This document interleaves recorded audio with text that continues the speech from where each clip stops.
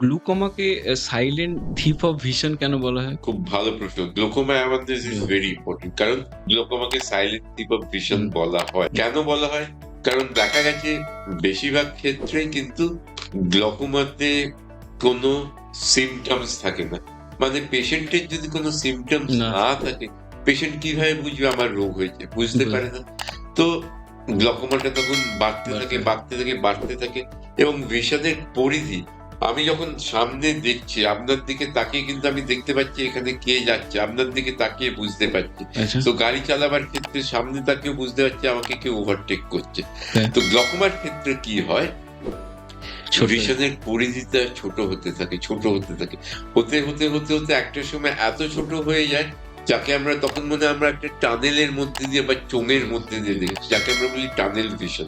So ঠিক সময় হুম। Glaucoma diagnosis হওয়া ভেরি ইম্পর্টেন্ট।